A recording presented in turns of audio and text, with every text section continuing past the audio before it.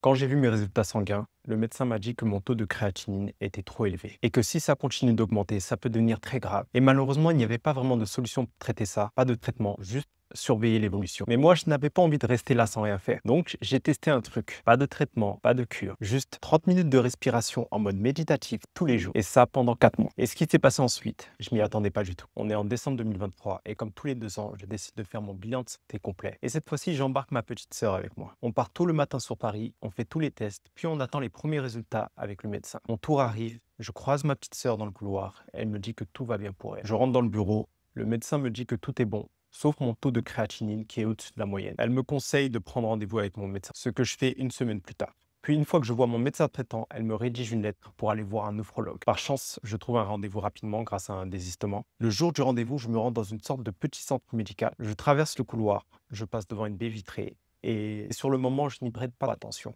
Je rentre dans le cabinet et le néphrologue regarde mes résultats et me dit calmement: «Vous êtes au-dessus de la normale. Et si ça continue comme ça, vos reins vont fatiguer de plus en plus.» Et là, je lui pose la question: «Mais ça veut dire quoi concrètement?» Il me répond que la créatinine, c'est un déchet que ton corps produit naturellement. Et ce sont les reins qui sont censés le filtrer.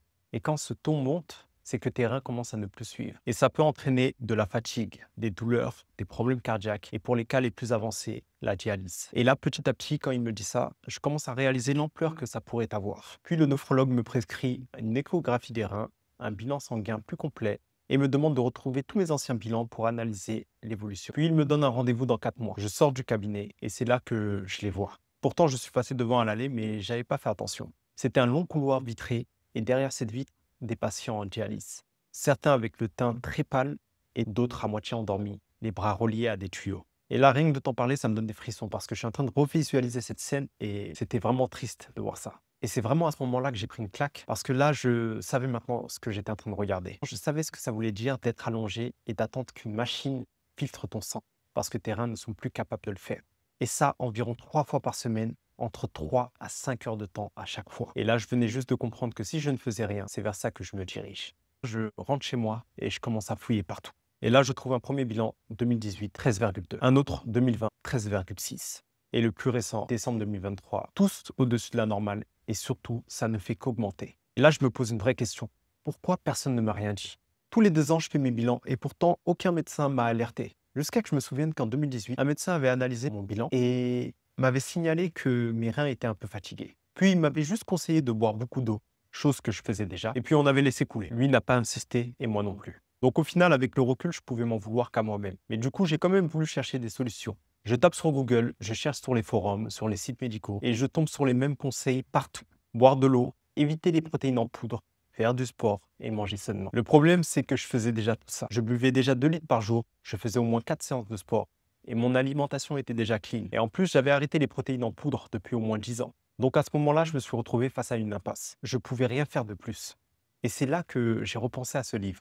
Un livre que j'avais lu quelques mois plus tôt et qui parlait de respiration et de guérison naturelle. Et dans ce livre, l'auteur expliquait que certaines personnes avaient réussi à guérir de maladies graves, bien plus graves que ce que j'avais, simplement en pratiquant une respiration régulière, intense et disciplinée, entre 15 à 20 minutes par jour. Et à ce moment-là, je me suis dit: qu'est-ce que j'ai à perdre? Et si une simple séance de respiration chaque jour pouvait sauver mes reins d'un futur catastrophique? Et c'est là que mon défi a commencé. J'avais 4 mois avant mon prochain rendez-vous pour faire baisser mon taux de créatinine. La seule question que je me posais, c'est comment j'allais m'y prendre concrètement? Comment j'allais pouvoir installer cette nouvelle habitude dans ma vie et quelle méthode j'allais suivre. Mais moi, je n'avais pas envie de rester là sans rien faire. Donc, j'ai testé un truc. Pas de traitement, pas de cure. Juste 30 minutes de respiration en mode méditatif tous les jours. Et ça pendant 4 mois. Et ce qui s'est passé ensuite, je m'y attendais pas du tout. En tout cas, ce qui était sûr, c'est que j'étais motivé parce que je voulais pas avoir de regrets. Je veux pas arriver un jour et qu'on diagnostique que mes reins sont HS. Et après ça, me dire que j'aurais dû le faire tant qu'il était encore temps. Donc j'ai décidé de me donner à fond. Et je sais qu'en général, pour qu'une vraie transformation s'installe, il faut au minimum 3 mois.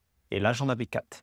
Donc c'était parfait. Il me fallait juste une méthode claire. Du coup, je me suis appuyé sur 2 sources. Le livre de Wim Hof et Pouvoir illimité de Tony Robbins. Dans le livre de Wim Hof, il recommande des cycles de respiration d'environ 15 à 20 minutes. Mais moi, vu que je voulais faire les choses à fond et que j'avais confiance en ma discipline, J'ai décidé de pousser jusqu'à 30 minutes, tous les jours, sans exception. Je ne voulais pas juste tester, je voulais vraiment voir ce que ça pouvait faire sur mon corps. Et je savais que même scientifiquement, c'était prouvé que quand tu respires de façon rythmée, comme en cohérence cardiaque, tu aides ton corps à revenir dans un état de calme physiologique. Et c'est cet état qui favorise la réduction de l'inflammation. Et pour les reins, c'est essentiel, parce que moins d'inflammation, c'est un terrain plus propre pour fonctionner, filtrer et réparer. Donc je ne faisais pas juste de la méditation, j'étais en train de créer les meilleures conditions possibles pour mes reins. Et pour me guider, j'avais prévu d'utiliser l'application Petit Bambou avec leur mode de respiration guidée. Et j'avais choisi la cohérence cardiaque comme technique de respiration, qui est 4 secondes d'inspiration et 6 secondes d'expiration. Mais en vrai, j'aurais très bien pu choisir une autre technique. Parce que comme le dit Wim Hof, ce n'est pas comment tu respires qui compte, c'est juste le fait de respirer. Peu importe que tu passes par le nez, par la bouche,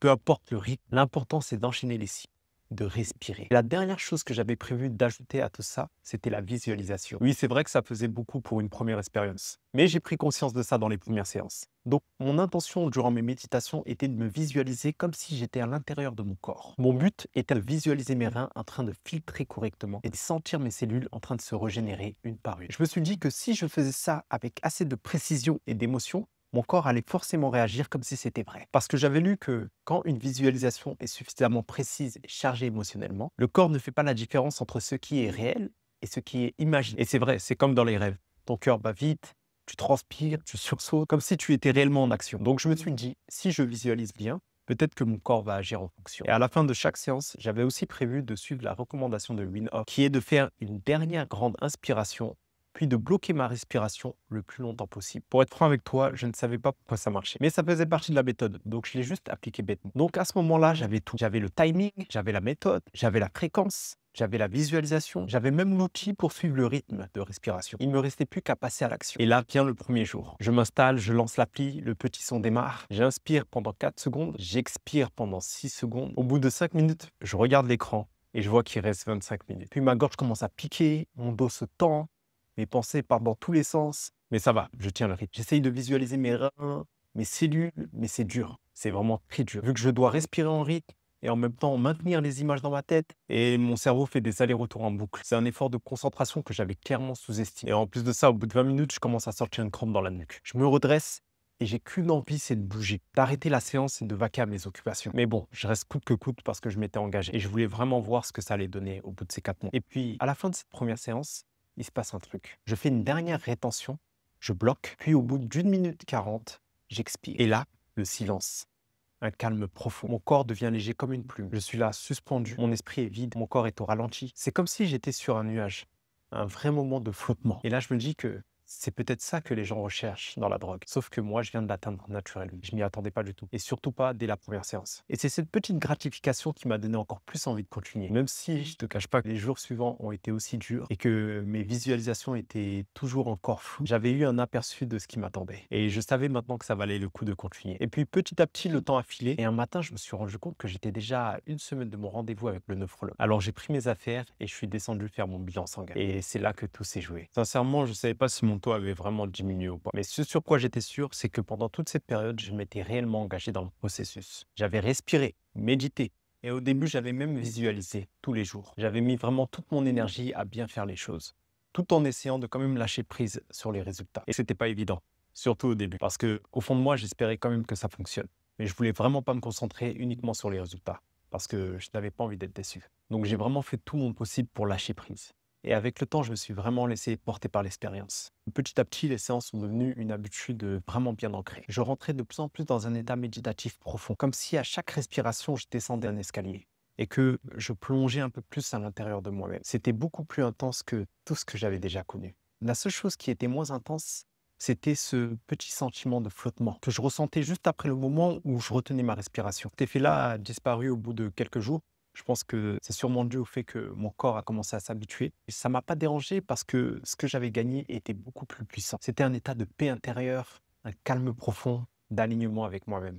Et souvent, à la fin de chaque séance, mes yeux commençaient à mouiller, les larmes coulaient sans raison. Pas de tristesse, mais juste un relâchement total. Et tu vois, plus les semaines passaient, plus je me détachais de mon objectif de santé. Je faisais toujours mes séances, mais progressivement, j'ai arrêté la visualisation. Pas par flemme, mais parce que j'y pensais même plus. J'étais plus dans le résultat, j'étais juste dans l'instant et je profitais juste du moment présent. Mais quand je suis descendu pour refaire mon bilan sanguin, c'est là où tout m'est revenu. Je me suis demandé, est-ce que ça a marché? Et là, j'avoue, j'ai eu un petit doute. Je me suis demandé, est-ce que j'ai pas lâché la visualisation trop tôt? Mais tout de suite après, je me suis dit, non, ce que j'ai fait était juste. Je me suis connecté à mon corps, j'ai respiré, j'étais présent. Et surtout, au fond de moi, je sentais qu'il s'était passé quelque chose de puissant. Intérieurement, mon intuition me disait que ne t'inquiète pas, c'est là. Donc le jour de l'examen, je descends au laboratoire, juste en bas de chez moi. Il y a une longue file, je patiente. Là, je ressens une tension, mais c'est pas du stress, c'est comme de l'excitation. En fait, je savais que j'étais à quelques heures de la vérité. Mais bon, à ce moment-là, j'avais oublié les urines, donc j'ai dû faire demi-tour. Le lendemain matin, j'y retourne. La dame qui me fait la prise de sang est douce, pro. Elle me pique, 3 fioles, pansement, et c'est terminé. Et là, elle me dit,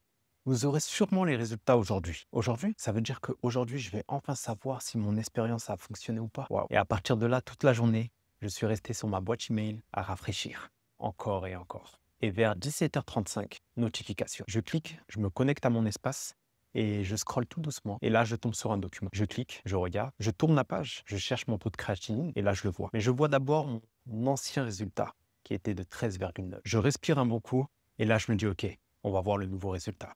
Et là, je vois le chiffre, 12,6. Je reste figé, je bloque, je bouge plus. Je relis, je regarde encore, je vérifie bien que c'est mon nom. Oui, c'est bien mon dossier. Et là, je commence à sentir mes yeux se mouiller, mes larmes commencent à couler toutes seules. Pas parce que j'étais triste, mais parce que putain, tu l'as fait, mon gars. Et là, je ressens un mélange de choc, de bien-être, puissance intérieure et une immense gratitude. Gratitude envers l'univers, de la gratitude envers Win-Off, gratitude envers Tony Robbins et surtout de la gratitude envers moi-même parce que j'ai pas abandonné, parce que j'ai fait ce que j'avais dit, parce que j'ai été là pour moi. Et puis je suis là, les larmes aux yeux, le cœur rempli de joie et je me mets à sourire, bêtement. Parce que j'étais tellement fier, pas juste du résultat, mais du chemin parcouru. Je pense à toutes ces séances, à tous ces matins, à la première semaine où j'avais qu'une seule envie, c'était d'abandonner, à mes douleurs, mes crampes, mon mental qui voulait fuir. Et là, je me dis, putain, t'as tenu.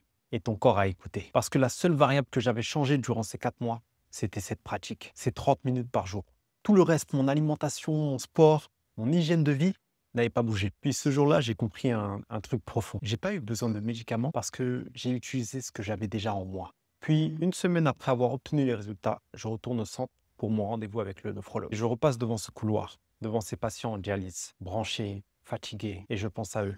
Je pense à ce que j'aurais aimé leur dire. J'aurais aimé leur dire que, les gars, il y a une autre voie. C'est possible. Puis je m'assois, il m'appelle, je rentre. Il regarde mes anciens bilans et me dit, oui, effectivement, ça augmente petit à petit. Je lui donne le nouveau bilan sanguin. Il regarde, fronce les sourcils et il reste silencieux pendant quelques secondes. Puis il lève les yeux vers moi. Oh, mais je vois que votre taux a diminué. Il me demande, vous avez changé quelque chose dans vos habitudes? Et je lui ai dit calmement, juste un peu de méditation et de respiration. Il me regarde un peu perplexe et il me dit, je pense pas que ça soit ça. Je souris, je dis rien parce que je sais très bien que c'est ça. Mais je suis pas là pour le convaincre. Je suis là pour moi. Vos résultats sont très bons, monsieur Sagna. Je pense qu'on n'aura pas besoin de se revoir. Vous n'avez plus besoin de moi, monsieur Sagna. Dans ma tête, je me répète cette phrase que je ressens profondément. Je n'ai pas besoin de médicaments parce que j'ai reconnecté avec ce que j'ai en moi. Et à ce moment précis, j'ai su que je n'étais plus la même personne qu'il y a 4 mois. En sortant du cabinet ce jour-là, j'avais la preuve que mon corps avait changé. Mais ce n'était pas qu'une histoire de chiffres. Parce que ce que j'ai vécu pendant ces 4 mois, ce que j'ai ressenti dans ces silences, dans ces respirations, ça allait au-delà de mes reins. Parce que ces dernières semaines, je n'étais plus focalisé sur ma santé, mais j'étais juste là à profiter. Profiter du moment, profiter de ce temps avec moi-même. Et au fil des jours, j'avais comme l'impression d'explorer quelque chose de beaucoup plus profond. Mes émotions, mes pensées, mes sensations. C'est comme si j'étais en train de me reconnecter à moi-même, à mon vrai moi. Pas celui qui court partout, celui qui ressent. Je ne sais pas comment te l'expliquer autrement, mais j'avais l'impression que mon mental était sur off et que mon intuition avait pris le relais. Et je le sentais. D'habitude, le mental aime bien contredire. Il te sort une idée, puis il t'en sort une autre juste après, qui dit l'inverse. En gros, il part dans tous les sens. Mais là, la voix que j'entendais à l'intérieur, elle était claire, bienveillante. Elle me parlait toujours dans le sens de mon évolution et elle se contredisait jamais. C'est comme si j'étais devenu un technicien de l'intérieur. Je descendais en moi-même, je voyais ce qui n'allait pas, ce qui allait bien et sur quoi je devais bosser. Chaque méditation devenait un moment de paix. Et après, toute la journée, j'étais beaucoup plus calme, beaucoup plus posé. Je le sentais même dans mon travail. J'étais plus concentré, je bossais moins, mais j'avançais plus. Mes résultats étaient meilleurs. C'est comme si, dès que je plaçais mon attention sur une tâche, tout le reste disparaissait. J'étais là, juste là. Et tu sais, ce qui est fou, c'est que je parlais plus lentement, j'étais plus à l'écoute et je laissais moins mon mental prendre le dessus. Sachant que je n'ai rien cherché de tout ça. C'était pas l'objectif, mais c'est venu naturellement à moi. Donc je l'ai accueilli les bras ouverts. Et tu vois, au final, j'étais venu pour réparer mes reins, mais en réalité, c'est comme si j'avais appris à me réparer moi. J'ai l'impression d'avoir été un peu comme un technicien de l'âme. Même mes décisions étaient plus claires, plus justes, plus alignées. Je prenais plus de décisions à la va-vite. Pendant ces méditations, quelque chose me guidait. Je réfléchissais moins, j'écoutais plus. Et ça, je m'y attendais pas du tout. Mais le plus fou dans tout ça, c'est que dans ces moments de silence, j'ai commencé à capter des trucs que je n'avais jamais vécu auparavant. Je ne sais pas encore comment te l'expliquer, mais ce que je peux te dire, c'est que ce que j'ai découvert dans ces méditations m'a totalement retourné. Et je te raconterai ça dans une prochaine vidéo. Donc tu vois, au départ, j'étais juste venu régler un problème de santé, un indicateur sanguin, une donnée sur une feuille. Mais au final, ce que j'ai vécu, ce que j'ai ressenti, ce que j'ai appris sur moi-même, c'est 1000 fois plus grand que ce que j'imagine. Et si toi, aujourd'hui, tu sens que ton corps est en train de tirer la sonnette d'alarme, si tu as des symptômes, ou juste une fatigue, une lourdeur ou un stress persistant, peut-être que c'est le bon moment pour t'arrêter et te reconnecter à toi-même. Et surtout, s'il te plaît, n'attends pas qu'il soit trop tard. Alors dis-moi en commentaire, c'est quoi aujourd'hui ton plus grand défi santé? Est-ce que tu as déjà testé la méditation ou une méthode naturelle pour t'aider? En tout cas, je lirai tous vos messages. Et si cette vidéo t'a parlé, si tu sens qu'il y a un truc à creuser là-dedans, abonne-toi et like pour que YouTube recommande cette vidéo à ceux qui en ont vraiment. Et reste connecté parce que dans la prochaine vidéo, je vais te raconter ce que j'ai commencé à capter dans le silence de mes respirations. Et crois-moi, ce n'est pas ce que tu crois.